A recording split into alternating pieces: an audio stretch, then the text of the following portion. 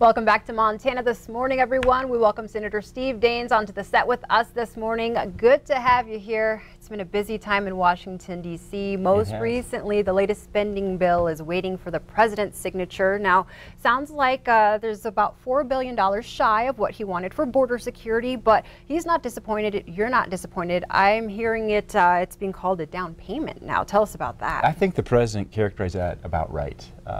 You know, I spent an entire night on the southern border earlier this week. Flew down to McAllen, Texas from 2 a.m. to 8 a.m. with our Border Patrol agents and saw the flood of illegal immigrants coming across this very porous and primitive border down there. The flood of illegal drugs, the methamphetamines, the crisis we have in Montana with drugs. They're coming right across that Mexican border because of these Mexican cartels. So I'm grateful to see that we had, I think the president said it right, a down payment. As we're moving forward here, we must secure our southern border. We need physical barriers. As I sat with these Border Patrol agents, they said, yep, we need more boots, yep, we need more technology, but we must have more physical barriers.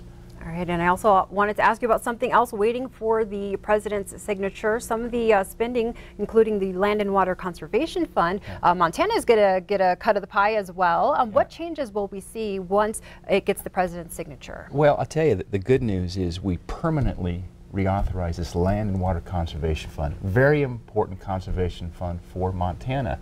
What it does, it provides more recreation opportunities for Montanans. It allows us better access to our public lands. Very important for Montana. We had a strong vote on that. We had Congress coming together. As I said, it took public lands to bring divided government together. It's a good thing for Montana, a good thing for recreation. And next, what is it that brings you out to Montana? What are your plans for the weekend? Well, I just saw Ed's forecast. He says it's minus 36 wind chill in Glasgow. That's where we're going to be heading here next. But I'll be traveling across eastern Montana the next couple of days. You know, I do the 56 county tour. And so we're starting it off, kicking it off this year, but I'll be in Glasgow, I'll be in Terry, I'm going to be in Glendive, I'm going to be in Webo, I'm going to be in Circle, I'm going to be in Sydney, and Wolf Point, in fact. We'll be spending time at the Veterans Home as well in Glendive. Going to be spending time with law enforcement at Wolf Point, talking about the flood of illegal drugs, these Mexican cartels, again, that are just destroying our communities across Montana and families. That's why we must secure that southern border. It has a direct effect on us right here in Montana. I'll be hearing firsthand from law enforcement out in eastern Montana. Yeah, it seems like it's so far away, but we even had a series this week on the drug superhighway that touches here in Montana. Something else that seems far away, but it's right around the corner. The end of your term, 2021 is the end of your term.